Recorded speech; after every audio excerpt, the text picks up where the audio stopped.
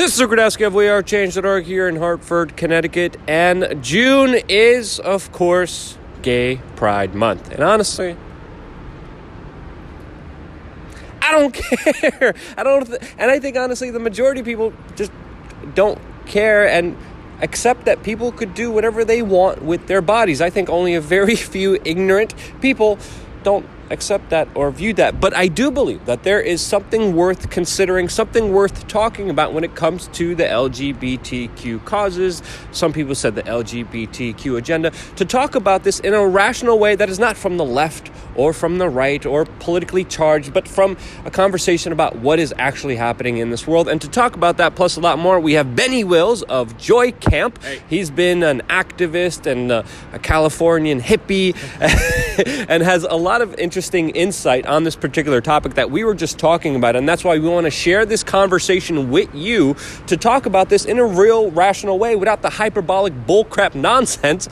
Also, we're going to talk about the straight pride parade and all this other nonsense that's going on. But Benny, you were just telling me recently about something that personally happened to you. Now, of course, don't give too many details, but tell us how you see things personally, culturally on the ground and how it has affected you.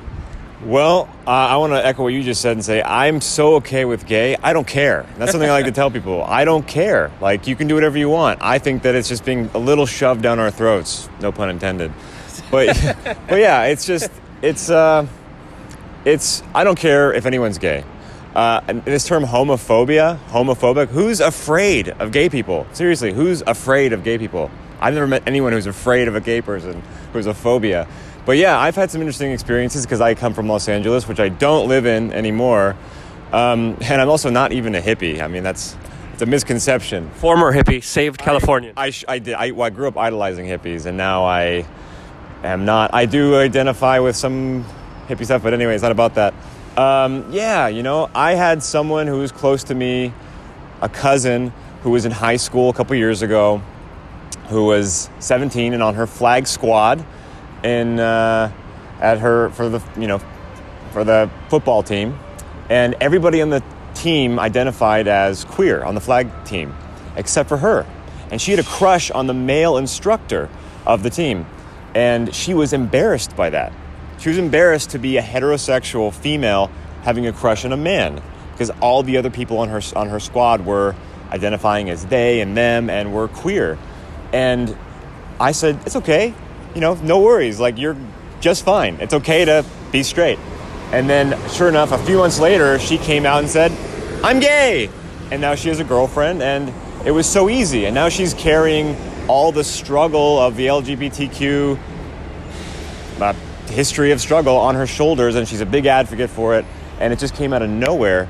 And it seems to me that it's just being pushed really hard in all kinds of ways, but particularly they're trying to make it really cool, so that being queer equals being cool, and being gay equals being a good person, which I think is just ridiculous. I mean, it's about, and I even had a conversation with her. I said, it's not about, being gay is nothing to be proud of, but it's also nothing to be ashamed of.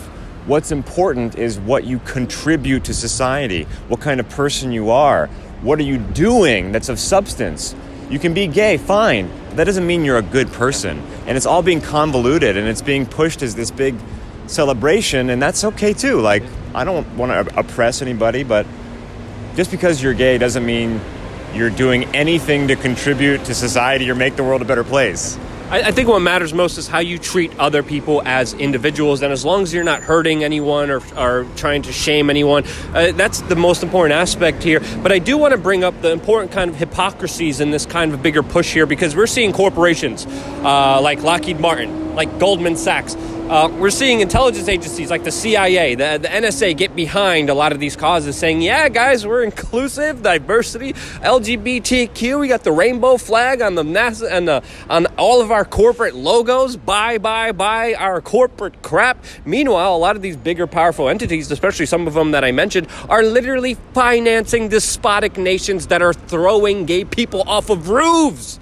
And that's something that I'm not okay with, and a lot of people are not okay with, but the hypocrisy here needs to be called out, because a lot of people are being swindled, being taken advantage of, and it's being sold to us as you're a victim.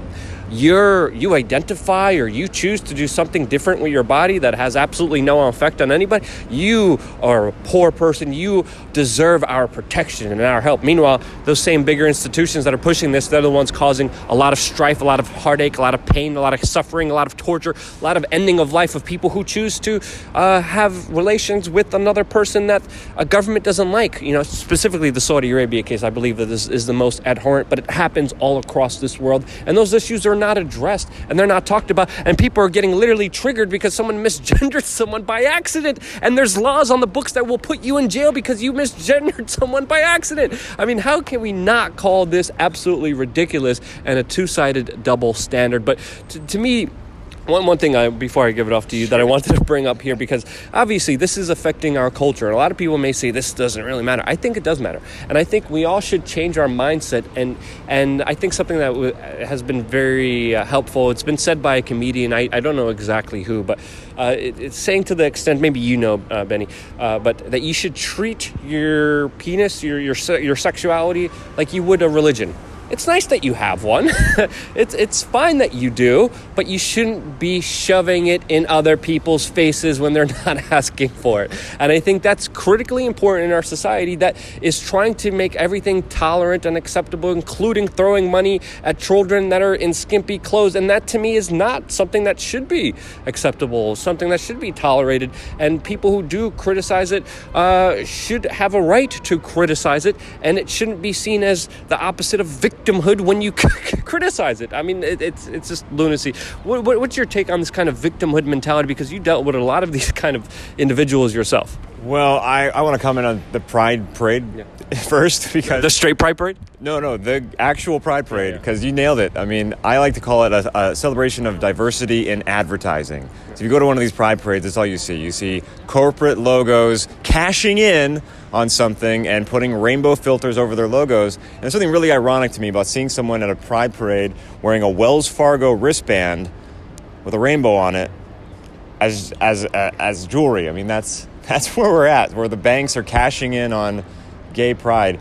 And I get flack for that. By having any criticism of this, I'm seen as homophobic, as someone who's afraid of gay people, which is just ridiculous. But like you're saying, you see little kids at these festivals and people showing off their trans bodies, celebrating some sort of progressive freedom, but it's in front of children. Like, I don't think any kids need to be seeing,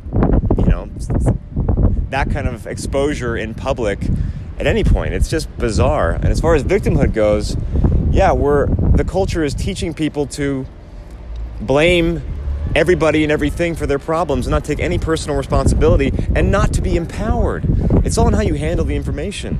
Whatever happens to you, whether it's good or bad, you can take that and use it to empower yourself and grow from it. Even the worst possible thing could be something that leads you into being maybe an advocate for that thing, or stronger in some way, or it's all in how you deal with it. And it's not about who did it to you and then silencing someone because they might have a different opinion, but it's all in how you take that experience and let it move you forward in life. And that's what we should be teaching people: empowerment, not victimhood. But it's all celebration of who's a bigger victim, who's suffered more, and it's ridiculous. And I think it's important to point out here that a lot of the things pushed on by the mainstream media, especially on social media, is that to be empowered, you need to step onto somebody, step over somebody to be empowered, and choose someone to be as the oppressor here. And I think that kind of language is extremely detrimental because it takes away any self-responsibility, any sovereignty, any freedom, any liberty you have within yourself to decide your own destiny, because you're constantly seeing yourself as a victim, as someone's trying to oppress you. And again, that kind of idea, from even the hippie mindset, you're creating a reality where you are always going to be attracting the worst, negative, horrible, most aspects into your life. Because there is something also to say specifically about sexuality. Sexuality is beautiful. It's powerful. It's healing. It's a what many people consider a sacred energy, something that really has been bastardized in our society, in our entertainment culture, and treated as something that is the complete opposite of what it really is. And I believe people should have the right to celebrate it, but also treat it, again, I think that I want to get to the kind of solutions aspect of this and to kind of talk to you about this, because to me, the bigger solution is understanding that, hey, treat your sexuality, treat your penis like your religion. It's great that you have one. Don't shove it in people's faces. Don't force other people to, why don't you believe this? You better believe this. Respect other people's sovereignty. And once you start getting triggered and emotionally, and this is also something to say about our nutrition and our way of life, because there is something to say about the amount of antibiotics that people are prescribed, the level of gut health that is directly correlated to your serotonin and dopamine that has a huge effect on our lives, the levels of depression and anxiety that are going up, that I believe are one of the factors that are making this situation a lot worse.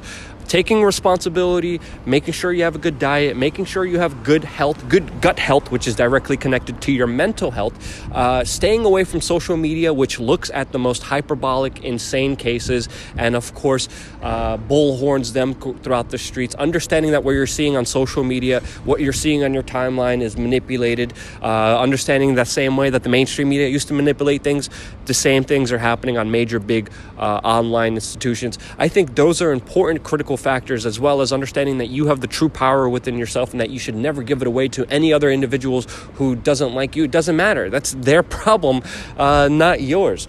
You are the true creator of your own reality. You are the imagination of yourself. Imagine something beautiful, great, and amazing, not that you are some kind of victim being oppressed by people. And I think if we all start moving in that kind of direction, really the world would be a lot better, more amazing, welcoming place than arguing about the straight pride parade and the not pride parade. I mean, it's just absolutely ridiculous. What's your take on it?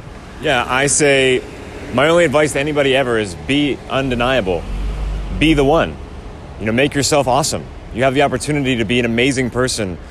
Why not do it? Instead of complaining, do something.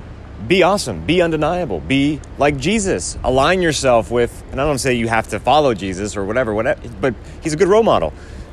Be someone who's awesome, and don't become a victim and blame this person, blame that person, blame this experience. Why you're not succeeding in life is because of all the circumstances. No, those circumstances make you who you are, and you can use that and become the best version of yourself. And health is a big part of that, like you just said. I mean, we are ravished. We are absolutely being destroyed by so many exterior factors, so it does take a lot of diligence to be healthy, both physically, spiritually, mentally, emotionally, but it's possible, but it takes commitment. Be the best you can possibly be in this world, because then people might think you're a conspiracy theorist, but they'll see that your life is actually pretty undeniable and they won't be able to deny it. They'll say like, man, he's crazy, but he's doing something right. So I say, do that. Be awesome. And don't let special interests dictate your mentality and, of course, manipulate your emotions and behaviors, because it's the same special interests, it's the same corporations with the rainbow flags, with the all this other bullcrap that are actually causing a lot of the problems in our society. That's my take on it. That's Benny's take on it. Benny just started a new YouTube channel. Go follow him. The link will be in the description below where people can find out more information about that. Yeah, well, BennyWills.com. You can still go to Joy Camp, but my new channel is Benny Wills. In fact, I have a piece about San Francisco Pride on there. I recommend you watch it. It's good. It's been well received. But go to Benny Wills' YouTube channel. I need subscribers. I just started the channel last week. And BennyWills.com. And, of course, this video will be controversial. A lot of people will love it. A lot of people will hate it. But, of course, don't hold back. I love the feedback. I don't censor any comments because I want honest feedback. I want that honest conversation to happen in the comment section down below. So if you have an opinion, which you definitely do, of course you do, let us know. And we love to engage with you. We love to have a conversation. If you think I'm totally wrong, I want to hear it because that's the only way we could learn in an open dialogue where we don't shut down discussion. That's my take on it. What do you guys think? If you like it, share it. If you don't, that's your problem. I love you guys. Stay tuned for more here on WeAreChange.org.